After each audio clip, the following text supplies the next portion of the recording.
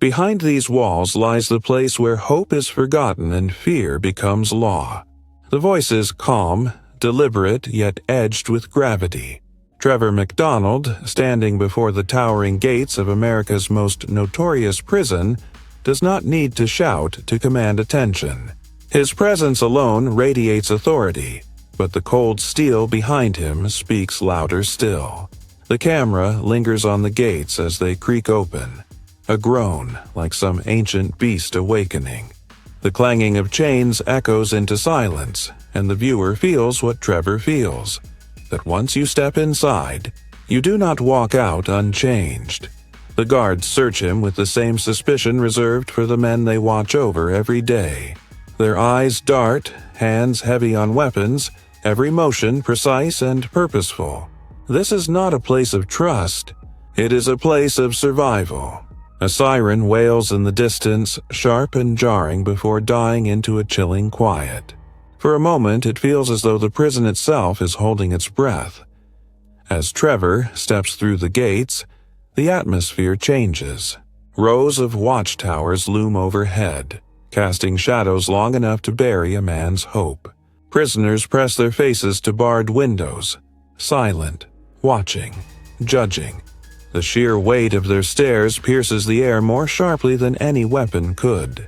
These men are cut off from the world, yet in this moment they hold the power to unsettle anyone who dares look back.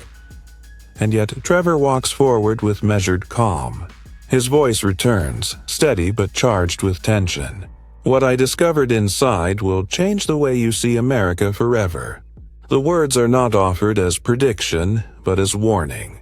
His decades of reporting have taken him to war zones, riots, and revolutions.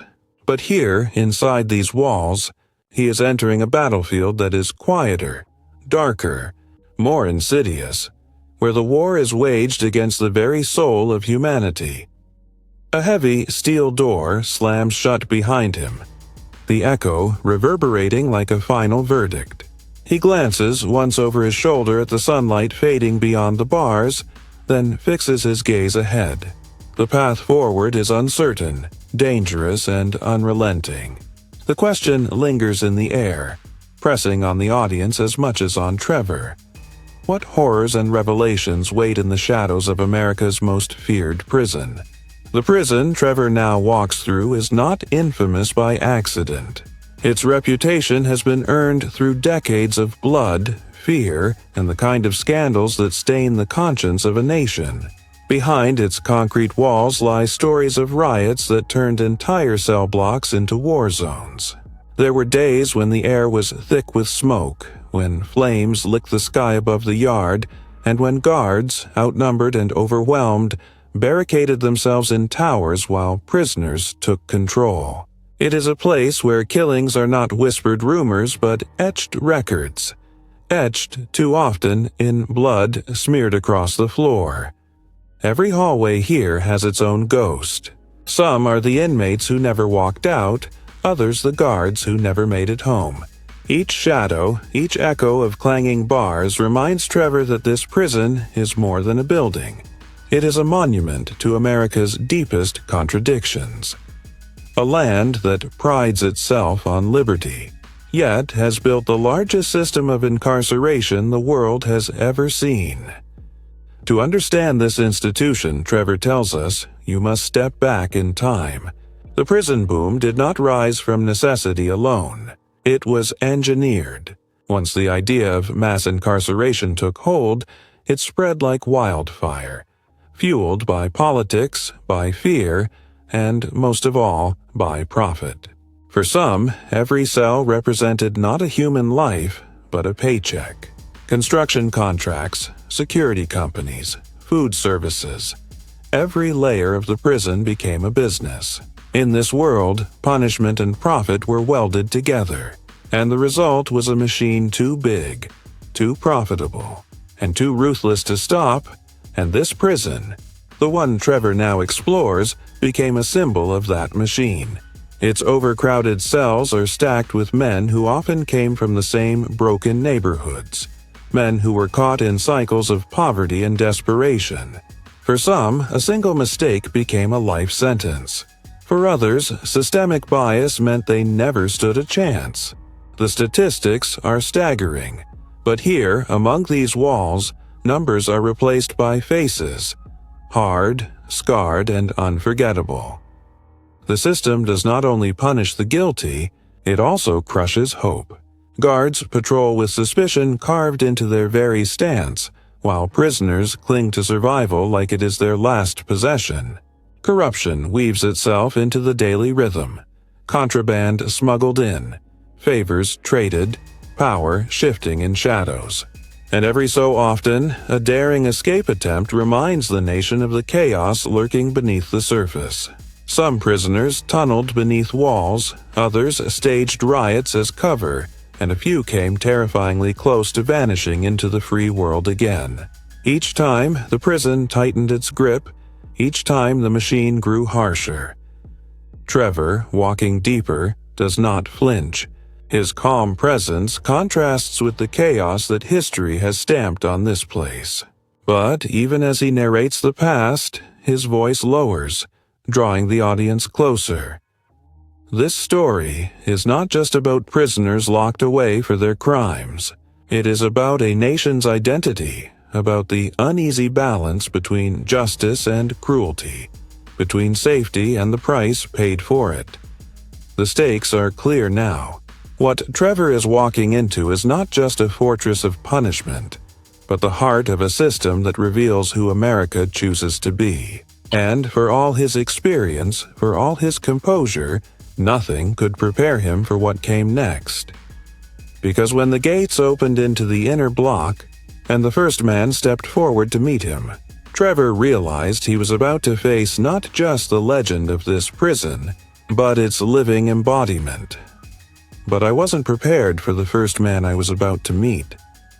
He emerges from the shadows with the calm of a man who knows he is feared. The guards don't announce him. They don't have to. His presence is its own introduction.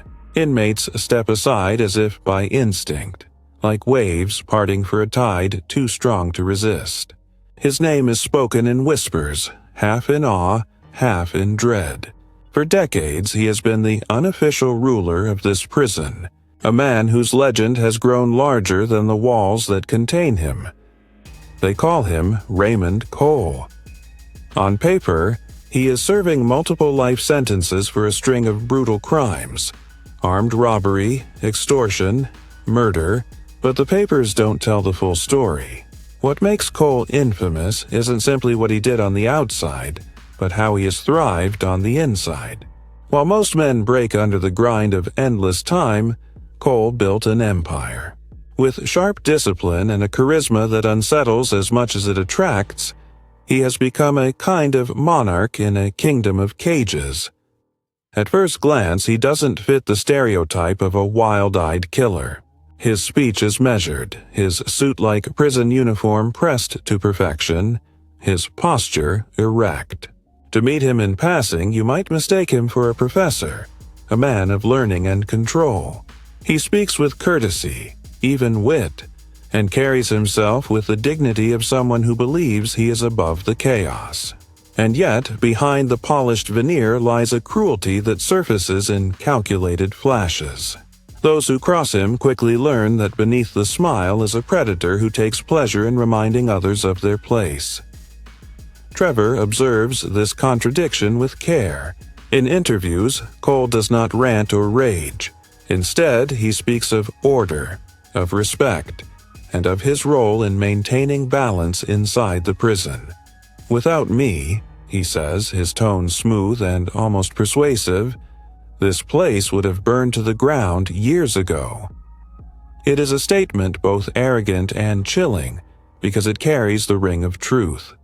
Guards rely on him to keep other inmates in line, and inmates follow him because defying him often ends in punishment swifter and harsher than any official discipline.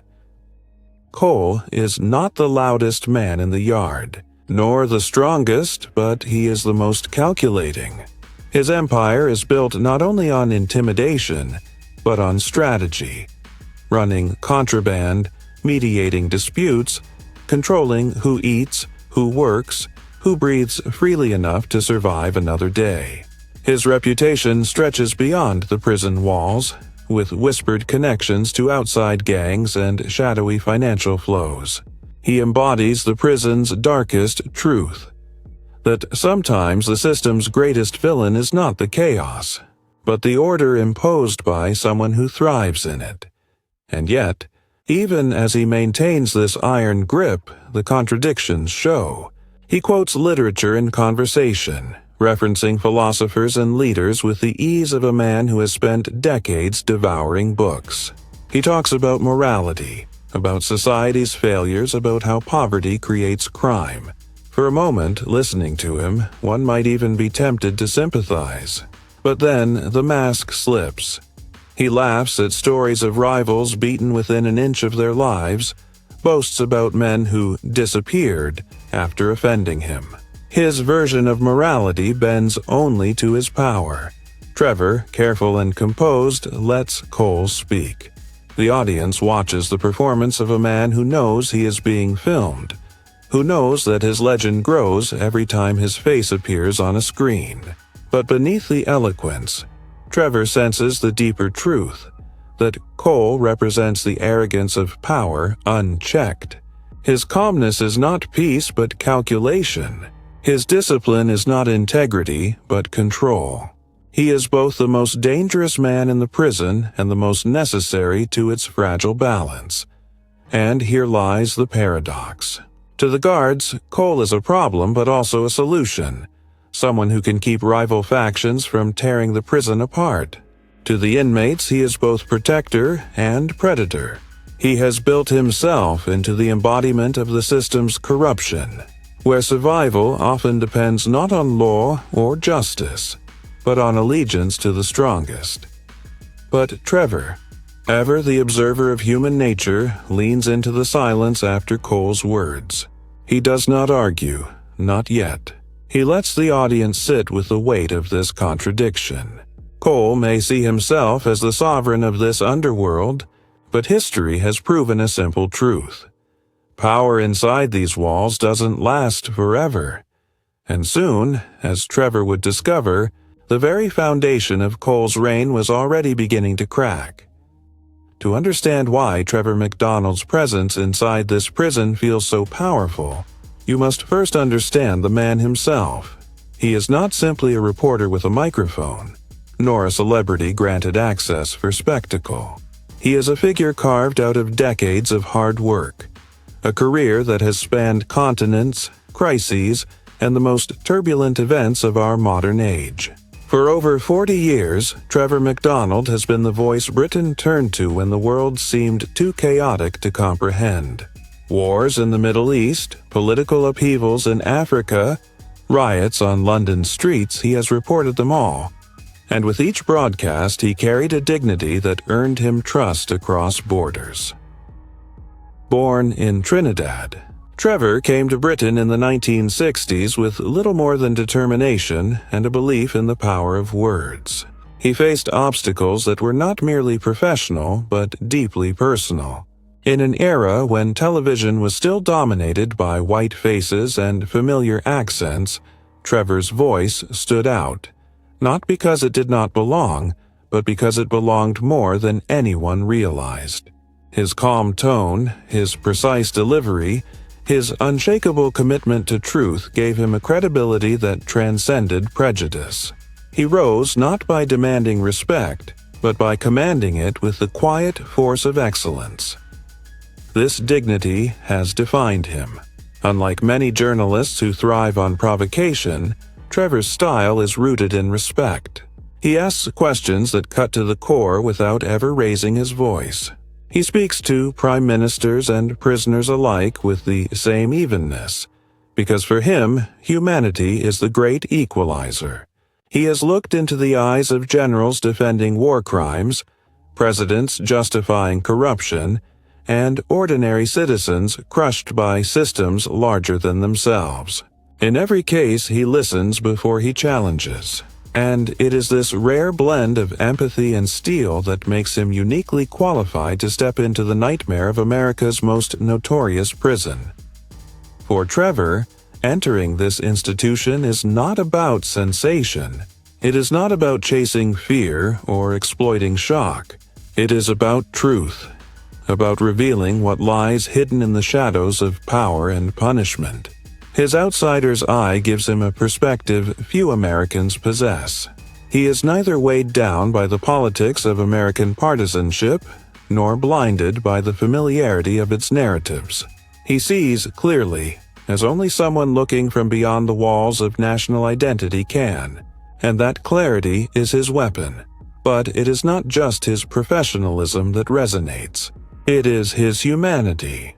Over the decades, audiences have watched him comfort grieving mothers, sit silently in refugee camps, and deliver the harshest truths without cruelty.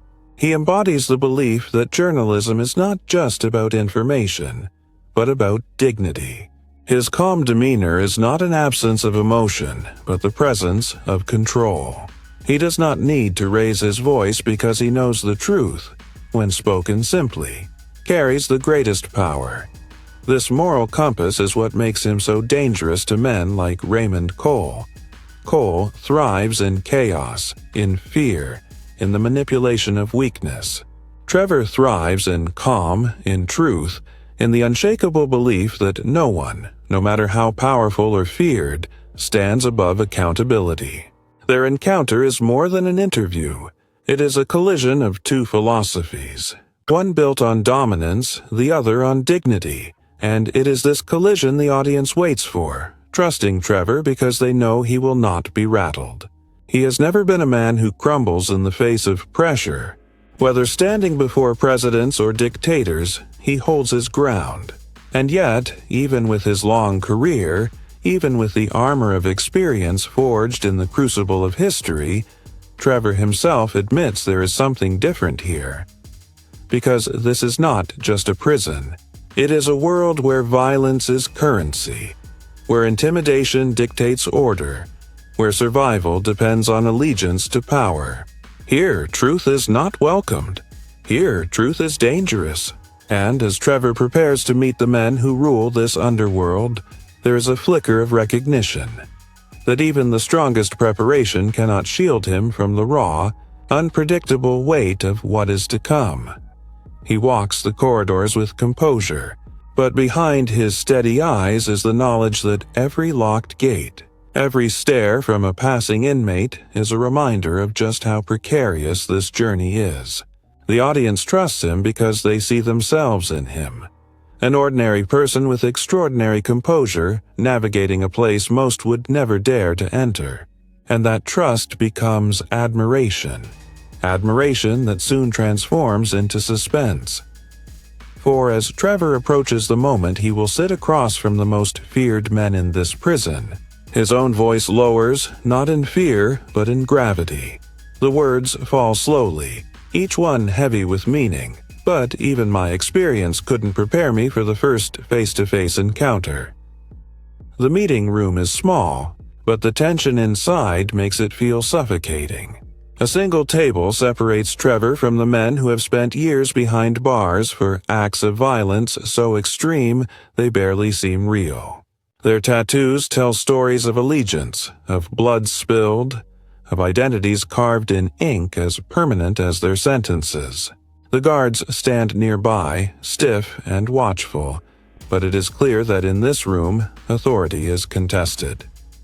The first inmate leans forward, his eyes cold but searching. He asks Trevor if he has ever fought for his life, if he has ever had to look into another man's eyes and decide who walks away. His words are laced with menace, but also with challenge. It is not a question designed for answers, but for dominance. Trevor does not flinch. He meets the man's stare with steady composure, replying simply that his battles have been fought with truth, with stories, with the power of light against darkness. For a moment, the inmate smirks, but the smile fades as Trevor refuses to play by prison rules. Another prisoner interrupts, scoffing at Trevor's calmness. He boasts of what he has done, of the men who still fear his name on the outside. His voice rises, his hands slam against the table, the sound reverberating like a warning shot. Yet Trevor does not raise his own voice. He waits, letting the silence press back against the noise, and then speaks softly, asking the man whether fear has ever brought him peace. The question, gentle yet piercing, cuts deeper than any insult could. The inmate's bravado falters. The arrogance of violence meets the patience of truth, and for the first time, the room begins to shift. But inmates are not the only ones tested here.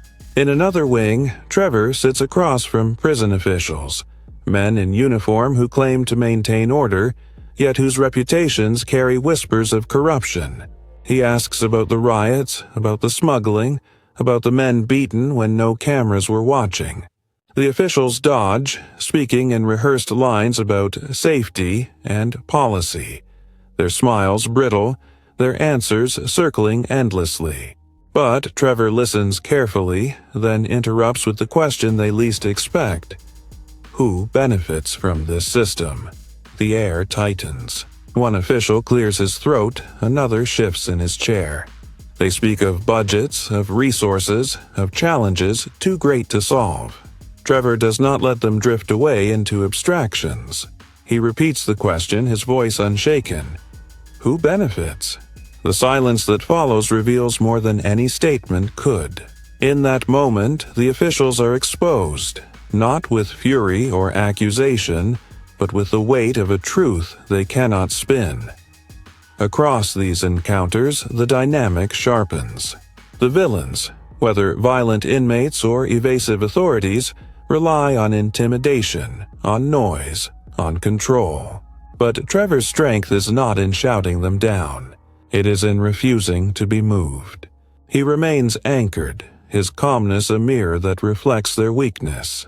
Each dodge, each threat, each attempt to dominate only amplifies his steadiness.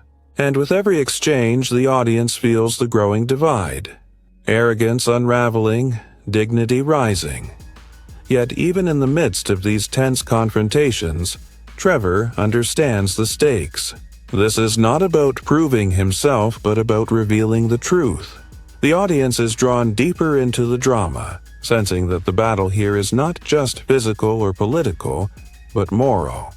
Who defines justice? Who holds power? And what happens when the lies of the powerful collide with the quiet persistence of honesty? The tension builds, each question sharper than the last, each answer more brittle, until finally the atmosphere changes. The bravado wanes, the rehearsed lines crumble, and the room itself seems to lean toward Trevor's stillness.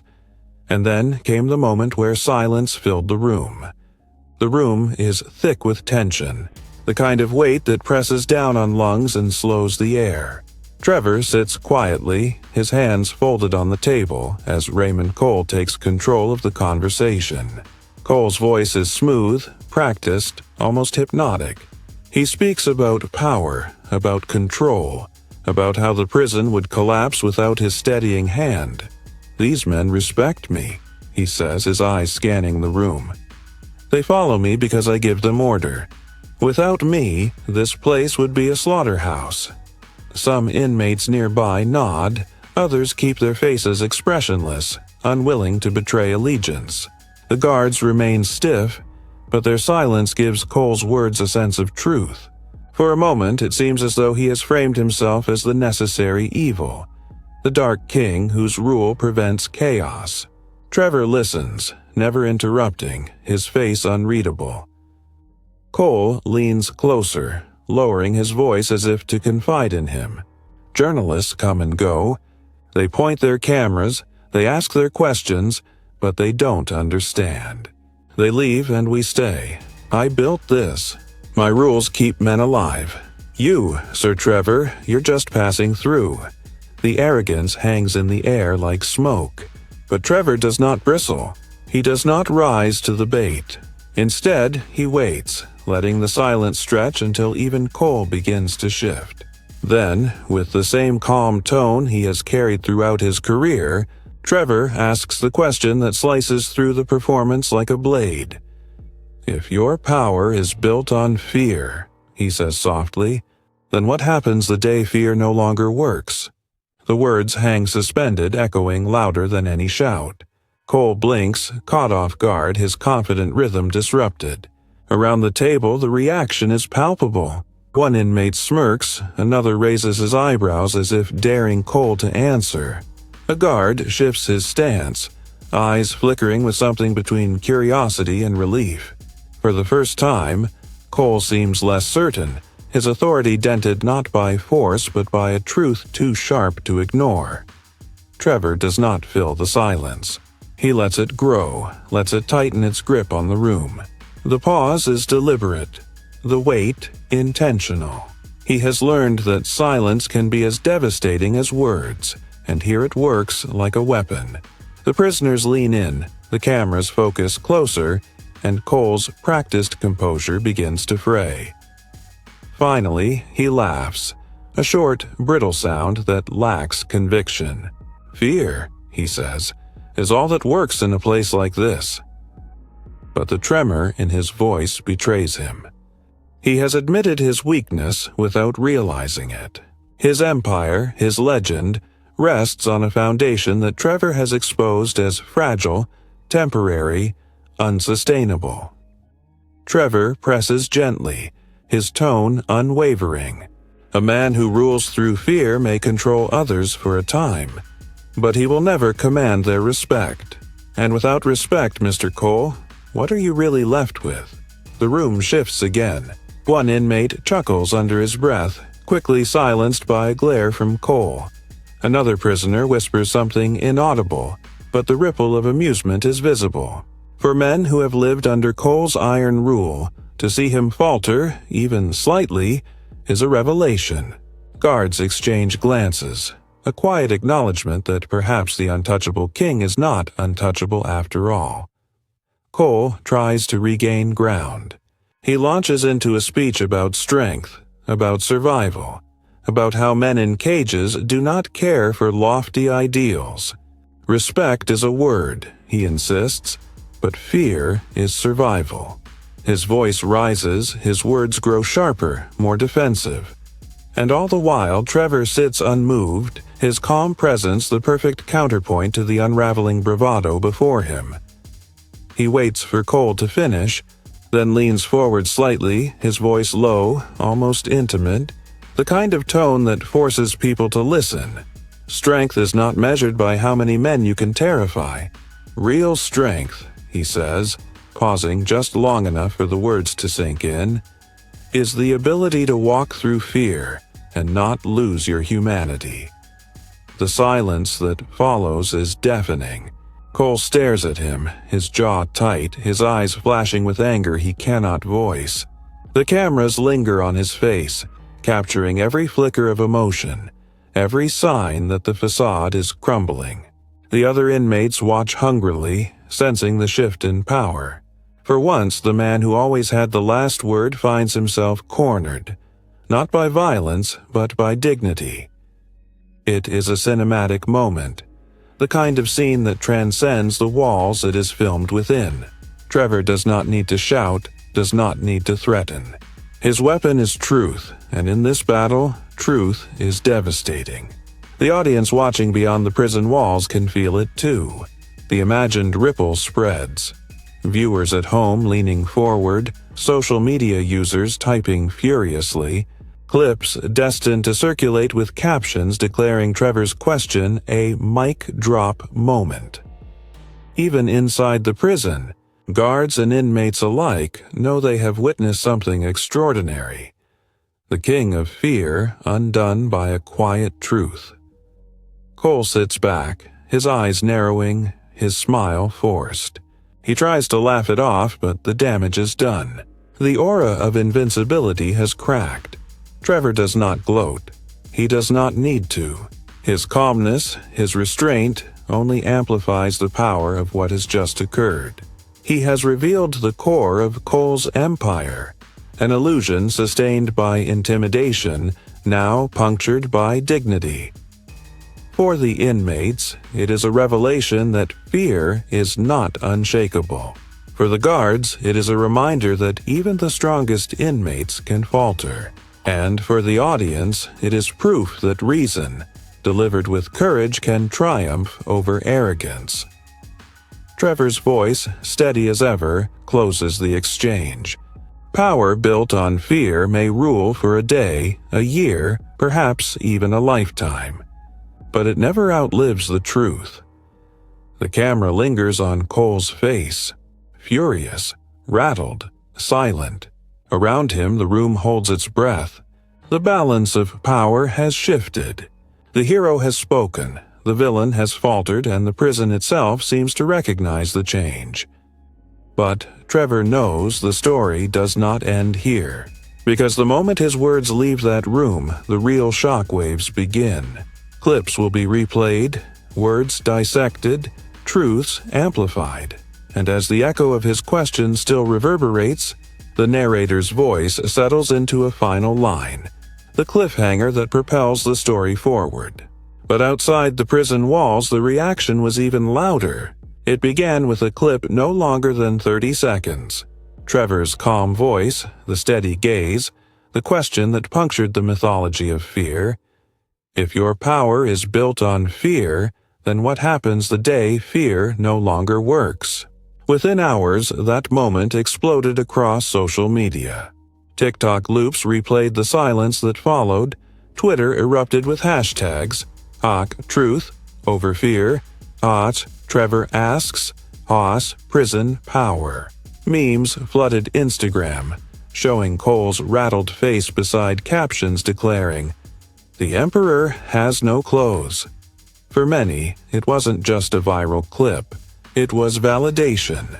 Comment sections brimmed with voices long silenced. Former inmates recounting their own experiences of abusive wardens. Families of prisoners sharing stories of cruelty hidden behind barbed wire. One user wrote, "Trevor didn't just speak to Cole. He spoke to every corrupt system that's ever told us fear was the only answer." Another posted simply, "Finally, someone asked the question we've been waiting for." Cable news seized the moment.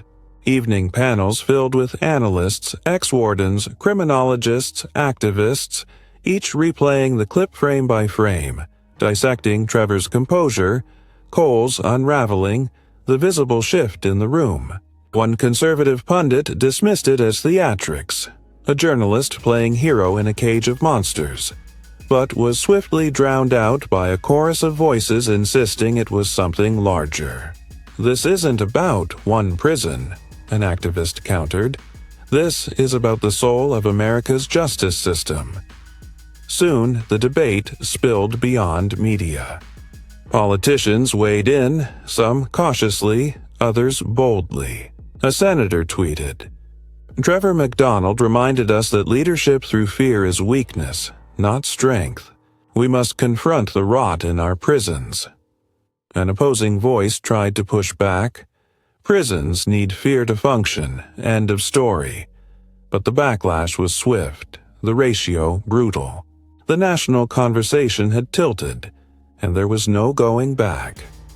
For viewers at home, the clip was more than politics. It was personal. Families gathering around screens felt the sting of recognition, the reminder of relatives caught in cycles of incarceration. Immigrants and minorities, so often on the sharp edge of policing and punishment, found in Trevor's quiet words a mirror for their own battles against systems built to intimidate. The hero had not raised his voice, yet somehow he had raised theirs. In schools and community centers, people debated the meaning of strength. Was fear the glue that held society together, or the toxin that corroded it from within? In church sermons and activist rallies, Trevor's question was quoted like scripture, his words lifted as a challenge to the nation. How long would America cling to a prison system designed not only to punish but to profit from suffering? The ripple effect deepened. Think tanks drafted reports overnight on the failures of fear-based control. Advocacy groups launched petitions demanding investigations into prison management. For-profit prison stocks dipped slightly, a symbolic crack in an industry that had seemed untouchable. The narrative was shifting, and it was all because one man in one room, had refused to be intimidated. Yet beneath the roar of hashtags and headlines, there was something quieter, an unease that hummed through the national psyche. For if Trevor's words revealed the fragility of fear as power, they also raised a harder question. What replaces it? If the system cannot rely on fear, what foundation can it stand on? Justice? Rehabilitation? Humanity? The debate was no longer about Cole, or even that prison. It was about America itself. Trevor, ever composed, did not bask in the storm he had ignited. He gave no celebratory interviews, no triumphant declarations. He simply let the moment breathe, understanding that sometimes the most powerful act is to step back and let society wrestle with the truth. And wrestle it did. In living rooms, on buses, in break rooms across the country, ordinary people repeated his words. What happens the day fear no longer works? It was a question that bled beyond prison walls, into workplaces ruled by intimidation, into classrooms where bullying was disguised as discipline, into politics where leaders thrived on stoking fear. It was a mirror held up to the entire nation. The wave was unstoppable now. Hashtags turned into marches, comment threads into coalitions. The silence that had followed Trevor's question in that prison room had found its echo in the loudest way possible. A society forced to pause, reflect, and confront its own contradictions. But even as the noise swelled, viral clips, trending debates, fiery op-eds, a deeper silence remained, the kind that creeps in when the shouting stops. Beneath all the celebration, the outrage, the viral frenzy, a single question lingered, unresolved, demanding an answer not just from politicians or prison wardens, but from every citizen watching. As the storm of debate raged outside, Trevor returned to the heart of his message, not with anger, nor with triumph, but with quiet conviction. He reminded us that this story was never just about one prison, or even about one man. It was about what happens when a society decides whether to lead with fear or with dignity. Inside those walls, the rules are written in steel and barbed wire. Men are reduced to numbers, and survival often takes the place of hope. Yet, even in the harshest corners, Trevor found something enduring: the flicker of humanity. A guard who quietly treated inmates with respect despite orders to the contrary. A prisoner who clung to books, carving out a world of imagination to keep his spirit alive. These moments, small yet profound, told him something the concrete could not hide. Fear may control bodies, but it cannot conquer the human soul. He spoke of dignity as a force stronger than shackles. Justice, he said, is not the absence of punishment but the presence of fairness. Compassion is not weakness but strength, the kind that builds rather than breaks. When brutality sets the rules, it may win for a time. But brutality, by its very nature, consumes itself. It leaves only bitterness, only silence. Dignity, on the other hand, echoes. It plants seeds. It outlasts the stone, the steel, the arrogance of men who believe fear makes them gods. Trevor's voice rose, not with volume, but with weight.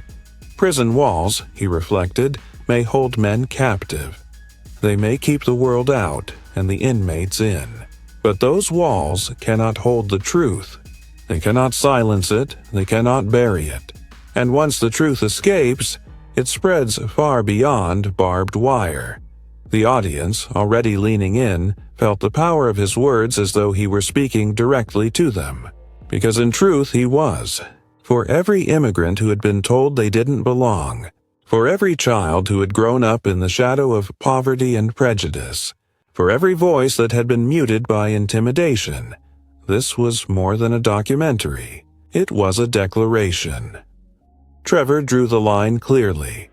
America's values are not tested in moments of peace, but in how it treats those it chooses to forget. To look away is easy. To accept fear as the price of order is convenient. But to insist on justice, to fight for dignity, to believe in compassion, that is the harder path. And yet, it is the only path worthy of a nation built on liberty. His closing words carried the resonance of history itself. We are all judged, in the end, not by the strength of our walls, but by the strength of our humanity. Fear fades, dignity endures, justice endures, hope endures. And with that, Trevor did not just close a chapter on one prison story. He left behind a challenge, a torch passed to the viewer. The prison gates might remain locked, but minds across the country had been opened. The crescendo was not in fire or fury, but in clarity. America stood at a crossroads. Brutality had been exposed, dignity had been defended, and the future would depend on which force the nation chose to embrace. But even as the screen faded, and Trevor's figure walked away from the iron gates, one truth lingered, more powerful than the clang of any lock. Hope survives. It survives in every act of courage, in every refusal to be silenced, in every belief that tomorrow can be better than today. And that hope, Trevor reminded us, belongs not to the few, but to all of us. As the gates closed behind Trevor McDonald for the final time, the story came full circle. What began as a journey into America's most notorious prison had revealed something far greater than steel bars or echoing corridors. It revealed the soul of a nation, its struggles, its contradictions, its wounds, and its possibilities. Trevor's inside story was not just about inmates and wardens. It was about us, about the choices we make as a society, about whether we measure strength by fear or by justice, whether we honor cruelty or dignity. His calm confrontation with brutality showed a timeless truth. When dignity stands tall against cruelty, the truth always wins. The walls of that prison may still stand, but the questions raised here cannot be locked away. They demand reflection. They demand dialogue. They demand action. What kind of America do we want to build? One where fear defines us, or one where compassion lights the path forward? And now, it's your turn. If this story moved you, don't let it end here. Subscribe to this channel to be part of a community that dares to ask the hard questions, that confronts injustice with courage, that believes stories can shape a better tomorrow. Share this video. Start the conversation. Bring others into the light of these truths. Because the walls may be tall, but voices joined together rise taller still. And change, real change, begins when we refuse to look away. This was Trevor McDonald, inside America's most notorious prison. But the story of justice, of dignity, of humanity, that story belongs to all of us. And it is still being written. Thanks for watching this video. Please do subscribe our channel for more videos like this.